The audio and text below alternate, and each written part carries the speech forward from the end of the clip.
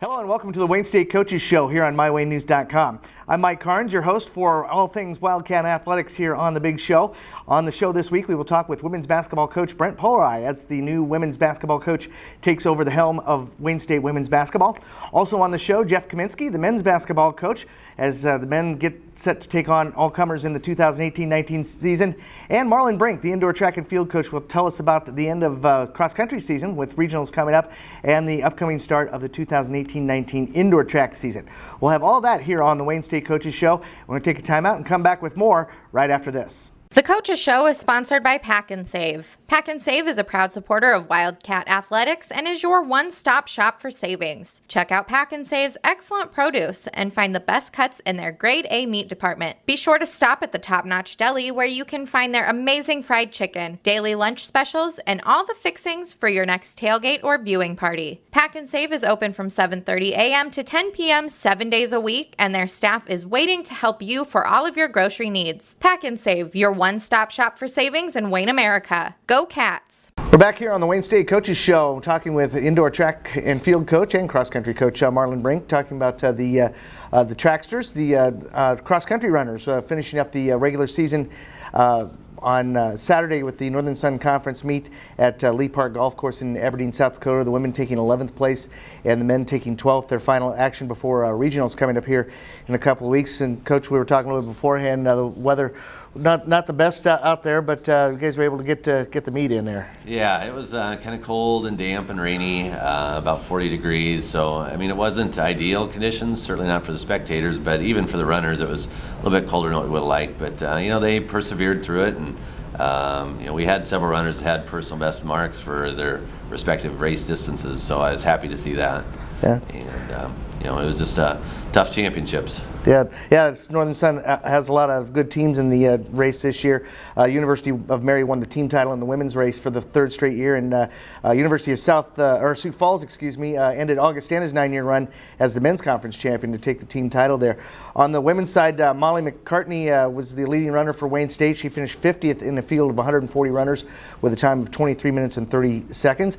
And Wayne native Andrea Torres, her freshman year, finished in 64th place at 23:57, and Joan Gelimo was 83rd in a time of 24:33. And you know, those three runners have been pretty much your top three runners for much of the year. And of course, we got to see Andrea a lot during her high school days here in Wayne, with some good performances there for those three. Yeah, you know, Molly's been consistent. She was our top runner the last three races of the season here. And like you said, Andrea's been our number 2 runner pretty much every meet this season. So Andrea, I've been really pleased with to see, you know, her step in as a freshman and run the kind of times that she has. You know, we knew she was a good runner, but she's really stepped it up even from where she was at last year. You know, if you look at her 5K times from last year to this year, she's improved considerably. So it's been fun to see her make that kind of improvement. Overall, our women's team has improved quite a bit from last year. Like I said, they moved up only 2 spots in the rankings, but overall, our average time when it comes to races has dropped considerably from last year. So that's a good thing to see. And I think with the young runners that we have on the team, they're going to continue to improve going into next year as well. The other scores for Wayne State, Kim Lohman was 95th, Allie Rosner finishing 100th, followed by Jonah Sato at 110th, Amanda Moat at 114th, and Brianna Crouch at 116th. And then also running Josephine Peets from Wakefield originally, 117th overall. Marin Jatensky 120th, Hannah Perkins 128th, and Peyton Burkle finishing 138th. On the men's side, Dylan Kessler leading the way, 8,000 meter run for the men, and he finished in 55th place out of 121 runners with a time of 26:16. Isaiah Solorio was 69th in 26:44, and Bailey Peckham 70th, I believe, in 26:55. Those three runners, I know Dylan has run really well for you, and Isaiah has been a pretty good runner for you this year as well. Yeah, you know, Dylan came in from Mesa Community College down in Arizona, and we knew he had the potential to be pretty good, and he ended up being our top runner the whole season. And so it was nice to see him step in and kind of provide some upperclassmen leadership. You know, he's a junior, so he's got another year coming back.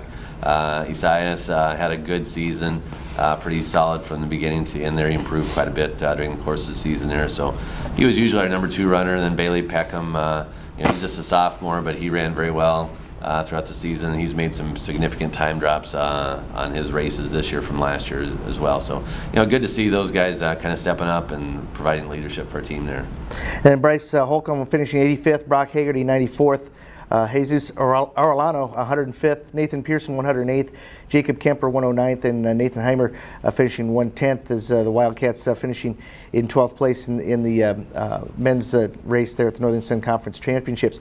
Now they'll close out the year a week from Saturday on the 17th, heading down to Joplin, Missouri for the Central Regional Championships, the Division II Central Region in Joplin, Missouri. And I know this region has traditionally had some very, very solid teams. I know teams like Adams State and the University of Mary on the women's side, and obviously Sioux Falls can't be counted out as a team after winning conference. So there should be some good talent at this regional. Yeah, in this region now, we've got the MIAA and the Great American Conference. RMAC isn't in the conference anymore, which is actually kind of a good thing. You get Adams Opens State, things up a little bit. Yeah, a little bit.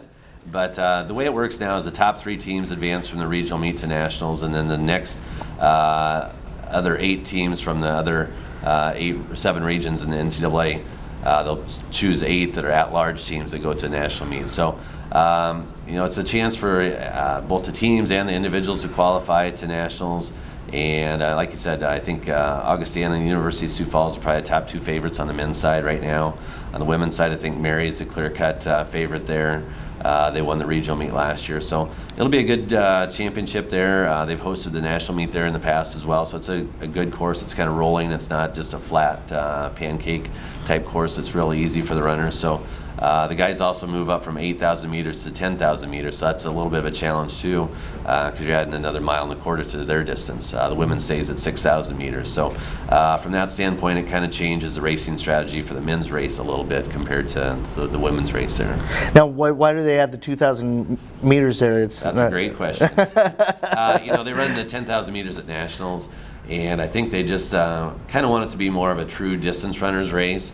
And you don't really see too many 10Ks throughout the course of the season until you get to the the regional and then the national meet. So it's kind of unique. There's been some talk at the national level, maybe changing it back to 8,000 meters. But for now, it's still 10,000 meters. So it's really, like I said, more of a distance runner's race for the regional national meets there. Mm-hmm. So, and I think some coaches kind of take that into consideration too, and they're selecting who their top 7 are. At the regional meet, you can also only run your top 7. Like at the conference meet, you can run up to 12 runners. But for regionals, you have to choose your top 7 runners there. So you'll have to take 7 boys, 7 guys, 7 girls. Yep. We won't be taking as many as we took to the conference meet, right? All right. Then we transition into the indoor track and field season, and that gets going here in late November. The Wayne State track and field teams will open the indoor season at the South Dakota State Holiday Open on November 30th at Brookings, South Dakota. And so it's kind of a quick transition from cross country to indoor track. Right. Every 4 years, the NCAA has the Fall Sports Festival, and this happens to be one of those years. And so the National Cross Country Championships actually conclude on December 1st.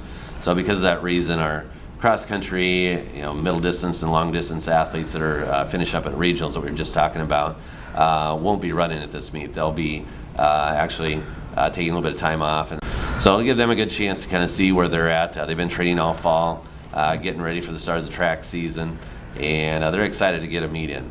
And that'll kind of kick off our indoor season. Then we come back after Christmas break, and that's when we really get into the full swing of the indoor season. Yeah, it's kind of funny to look at the calendar. You got an event on end of November, and then nothing again until January 12th at Crete at the Doan Invite. So kind of a long layoff there for the indoor track teams. Yeah, track just kind of traditionally takes the same break as the students do for academics. They take basically from the end of finals week until school resumes off. We'll actually bring our athletes back on January 2nd. They'll start practicing then a week before second semester classes get going then. Mm-hmm. And then we'll have that meet that following Saturday or at the end of the first week of the classes there. Well, I know traditionally the last few years especially, Wayne State has excelled in the throwing area. We've had athletes like Michaela Dendinger and Carly Farringer and some others that have had a lot of success in the indoors in the throws and won some All-American and some national titles there. What's it look like on the throws this year? Well, we've still got some good young throwers coming back. From last year's team, we've got Jaden Wagner that was a national qualifier as a freshman in the shot put at Outdoor Nationals last year. Tia Jones, she's coming back off an injury, but I think once she gets back, she was a national qualifier last year in the shot put. Cade Kalkowski in the men's weight throw, I think will be another one to watch for. He was a national qualifier in the hammer throw last year. We've also got Matt Nemick, who's a senior this year. He's a good weight throw guy. And also Richard Sweeney, who's a senior. So we've got several throwers coming back that I think will continue to make a big impact on the NSIC and hopefully score a lot of points for the team there. Yeah. And as far as some of the other returning athletes, who are some of the athletes to watch on the track this year? Well, like on the men's side, Clay Cramper, he's a senior this year. He's a very good sprinter. I think he'll do a good job. Robert Sullivan, he's back. He's a decathlete, heptathlete. And he does a little bit of everything from long jump to hurdles to high jump, and so he's a good all-around athlete that'll contribute a lot for us. On the women's side, we've got a nice young freshman sprinter, Jordan Pester from over in Iowa. She's ran 56 low in the 400-meter dash. I think she'll be a good one to watch. And so we've got a fairly young team on the women's side. We don't really have much for returning upperclassmen there, but we've got a lot of freshmen and sophomores I think can score a lot of points for us there. So we're hoping to, kind of beef things up in the sprints and hurdles and jumps this year there. All right. Well, the Wayne State indoor track and field team getting started, as we said, November 30th with South Dakota State Holiday Open. Of course, cross-country runners finishing things up on the 17th of this month in Joplin, Missouri with the Central Region. And a lot of opportunities to see the track team in action. They won't have any home meets during the indoor season, but they do have some events coming up. The Concordia Classic in Seward on February 8th. They'll be in Crete at the Donut Invitational on January 12th. And, of course, the indoor championships coming up in late February in Mankato, Minnesota, leading into the indoor nationals on March 8th and 9th in Pittsburgh, Kansas. So, Coach, good luck with the teams this year, and looking forward to seeing what indoor track and field does for us. All right, sounds good. Thanks a lot. All right, we're going to take a time out and have more here on the Wayne State Coaches Show right after this timeout. Welcome back to the Wayne State Coaches Show here on MyWayneNews.com, and we are here talking with Brent Polari, the new basketball coach for women's basketball at Wayne State College. He came in April of this season, taking over for Chris Kilsmeyer, who left to go to Division I Cleveland State. Coach Polari brings 15 years of collegiate coaching experience here and takes over a basketball team that has had a pretty good deal of success over the years. And this past year, 25-7, going 18-4 in the Northern Sun Conference. And I think what a lot of people may not know about Coach here is you've got kind of a Northern Sun background. You've been at, I think you went to school at University of Mary and coached at Northern State and a couple places along the way. So you kind of know this conference pretty well. Yeah, I've been in it for 9 years, so I know it pretty well. Have a lot of it already. The styles of play and the scouts are kind of familiar for me, I guess. Yeah. Looking at this team that you've inherited, what did you like about this team when you first stepped in? I like the tradition. Specifically for the players this year, is that what you're asking here? Mm-hmm. Yeah, I'd say at the post positions we're really strong, and at that point guard position we're really strong. A little thin in between there, but I think our posts and our point guards are pretty strong. Yeah, the Wildcats returned 2 starters and a total of 7 players back from, 9 players back from last year's team. Leading the way are starters Aaron Norling, who's a sophomore at the forward position, and also Aaron. Who's my other star? Okay, Haley Bussey is the other one. She's a point guard as a sophomore. You also have players back, including Maggie Lowe, who's a starter last year and had 46 steals for the team last year, and Brittany Bogarts, who saw quite a bit of playing time, had 29 block shots, averaged 6.5 points a game, and Andrea Larson, who averaged about 7 points a game. So you got a good mix with those girls and players like Evelyn Knox and Haley Vesey and Taylor Wangren and Taylor Reiner. Get a good mix of talent coming back from last year. Yeah, it's a lot of people that didn't get a lot of time last year that get a chance to finally step in and get to see more playing time for them. Yeah, and got some good younger people coming in. Of course, one that people here in Wayne are going to be excited to see is Kylie Hammer, who's going to be an incoming freshman. Kylie had an outstanding 4-year career at Wayne High School, and making the transition to the college game. What do you see out of her?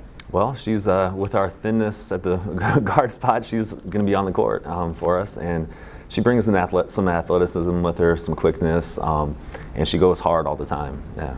Yeah, I know we've talked a little bit beforehand about what's coming up with this team this year, and I know one of the I guess bits of news about this team is Evelyn Knox tore her ACL in a scrimmage earlier this season, or in heading up to the start of the season. It's going to be disappointing not to have her in the lineup. Yeah, and it's tough for her. You know, she's a junior and would have contributed a lot to our team here.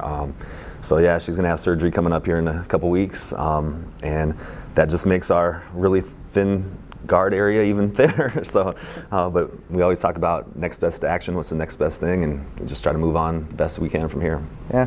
What do you see as some of the strengths of this year's team going into the season? Like I said, the post play and the guard play. I think we also have a really tight team, well bonded, and a lot of energy and good attitudes that they bring with stuff.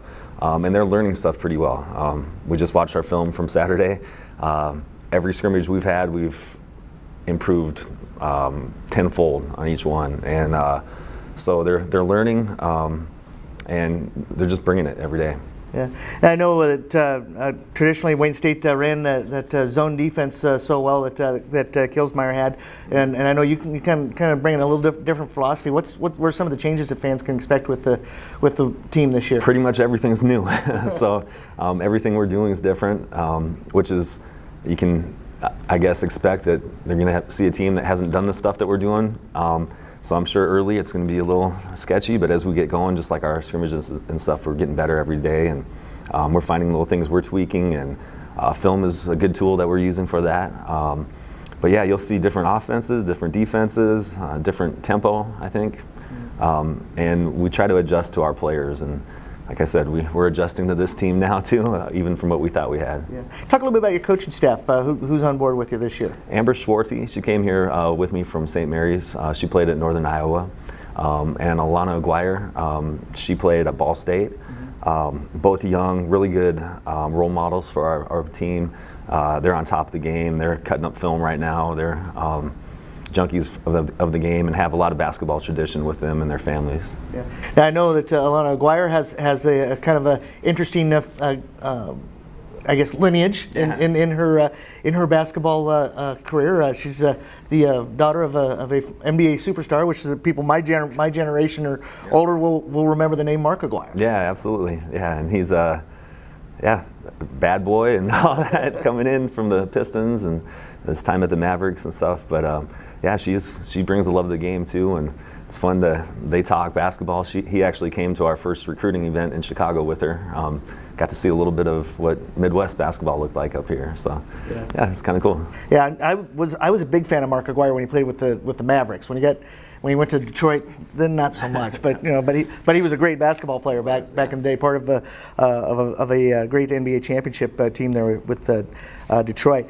Now the Wildcats will open up the season this weekend with the NSIC MIAA crossover. They'll play Northwest Missouri State on Friday at 7:30, and then play Nebraska Kearney on Saturday at 5:30. Looking ahead to those first two games, what are you looking for in those two opponents? Well, especially the first game is interesting because you have a first-year coach. He was an assistant coach on the men's side last year and made the change to be the head coach this year on the women's side. So we've watched the personnel of the players from last year, but can't take anything X's and O's from that.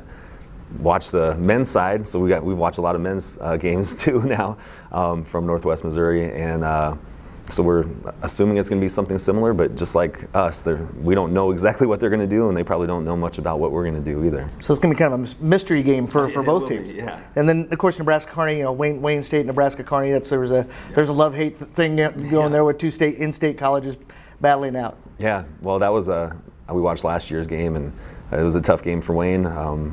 They're a good team. They're a really good team last year. They graduated a lot of players, but they are a young staff that's brought in a bunch of their players now and I think this is their third year, so they kind of now have a foundation of what they got coming in. So they should be a little bit more dribble drive, I think, is their style from last year anyway, if we assume they play the same thing here. So. Now, as far as the Northern Sun Conference goes, Wildcats' first conference game will be December 1st at Augustana up in Sioux Falls. Their first home game won't come until December 15th against Bemidji State. They'll play Bemidji and Minnesota Crookston, that third weekend in December for their first conference home games.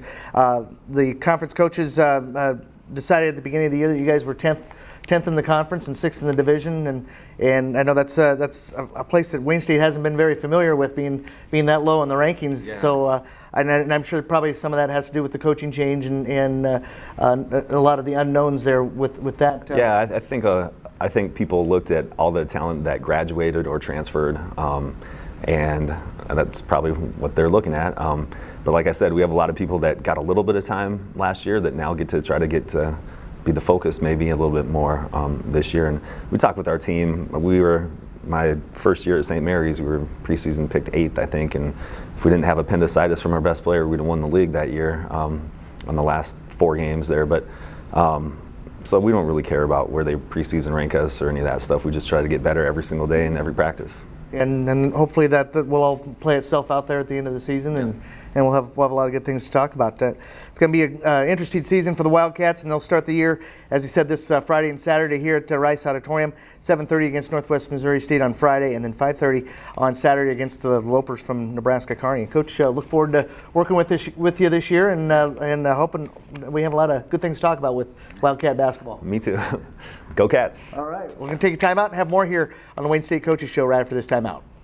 Welcome back to the Wayne State Coaches Show here on MyWayneNews.com, and we're ready to talk with the men's basketball coach, Jeff Kaminsky. The Wayne State men's basketball team actually has already got their season sort of underway. They had an exhibition on Thursday night with the University of Nebraska in Pinnacle Bank Arena in Lincoln with about 15,000 fans watching the ball game, and the Huskers come away with a 75-40 win over Wayne State Wildcats. And Coach, I know when you play an exhibition like this against a Division I opponent, you get a real opportunity to find out where your team's at, and all those little things that might be imperfections or kind of get exposed in a game like this. Yeah, well, at least you didn't say 15,000 Nebraska fans. We had a few Wayne State people there. But Yeah, I think there's about 100 Wayne Staters there. Oh, no, well more than that. Was there more than that? We had a pretty good turnout. I think Vance Jansen's family had over 100 people. Okay. Looking at the picture afterwards. But no, we had a nice turnout. I was really appreciative of the opportunity that we had to play Nebraska, first of all, and then we had great support from our local community here and some Wayne State alums that came out and watched. So it was a really good experience. I don't think we're going to, regardless of how that game turned out, we weren't necessarily going to take a lot from that game because Nebraska's a pretty unique opponent to play against. Particularly this year, I think if they stay healthy, they're going to have a chance to have a pretty successful season. So, so I like our team a lot. Obviously, that game didn't go.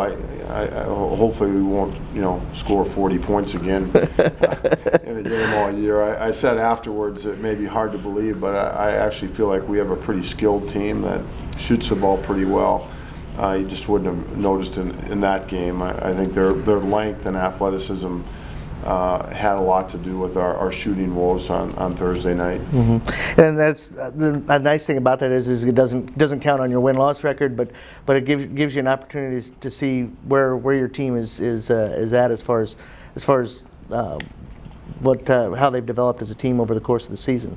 Well, sure. I mean, it's an exhibition, for both teams. It sort of gives you an opportunity to put the uniforms on and play in front of a crowd and at least try to work on those things that give your team an identity, and I think we were able to do that.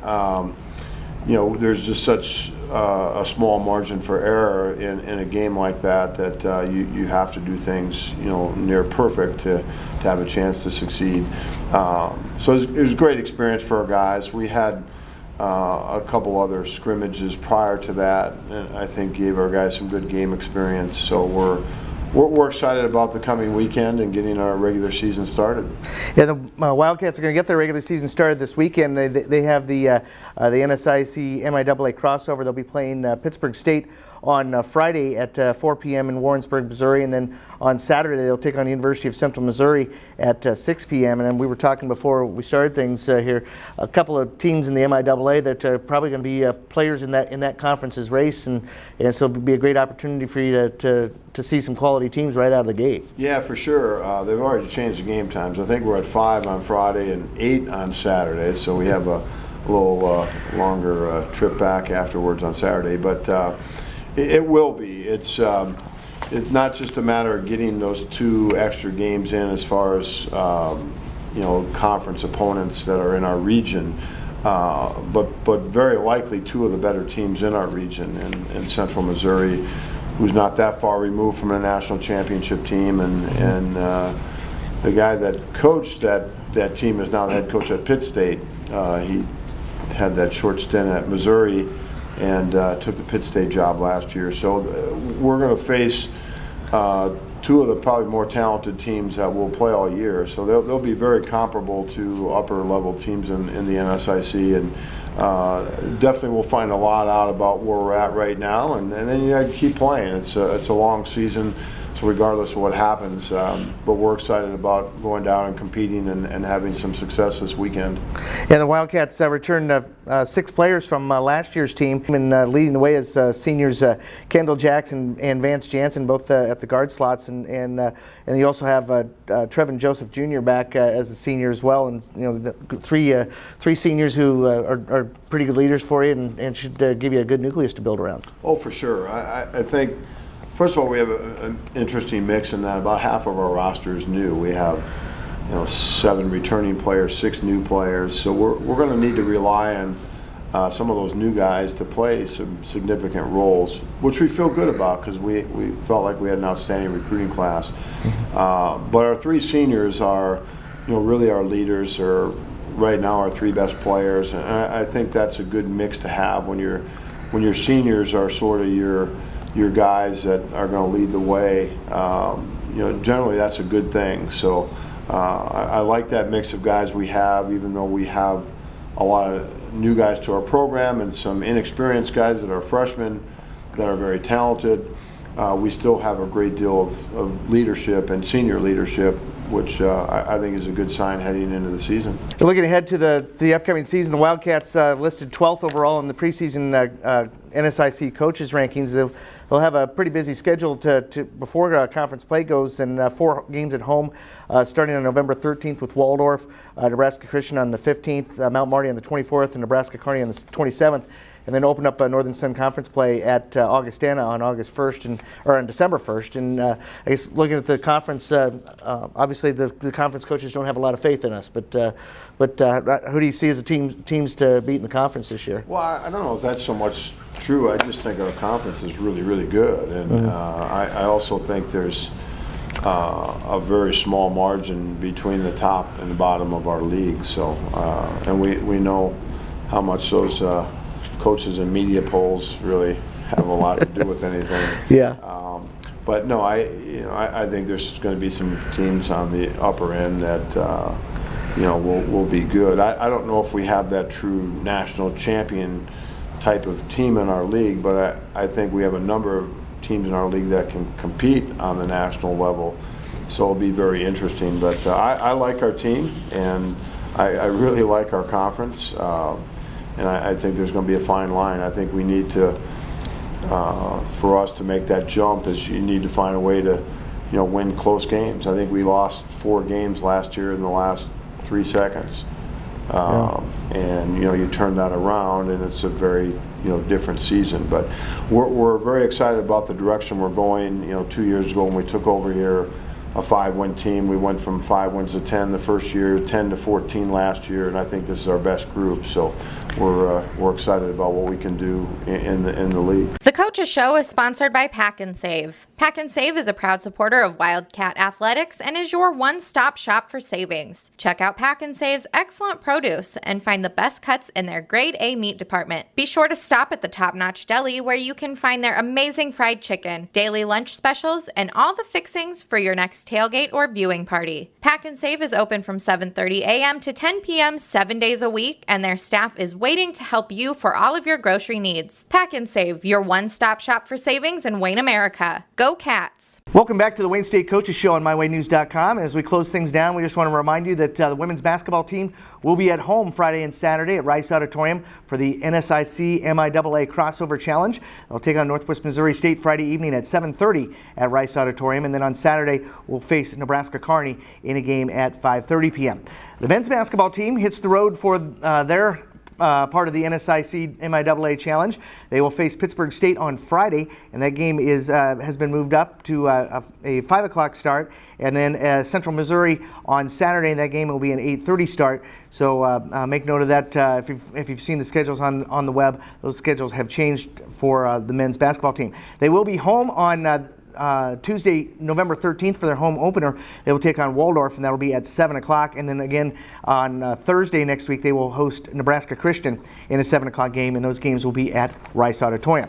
The Wayne State indoor track and field teams will get their season started on November 30th. They will compete in the South Dakota State Holiday Open. That'll be in Brookings, South Dakota, and that'll be their only event prior to the holiday break. They'll be back in action on January 12th at the Doane Invitational in Crete, Nebraska.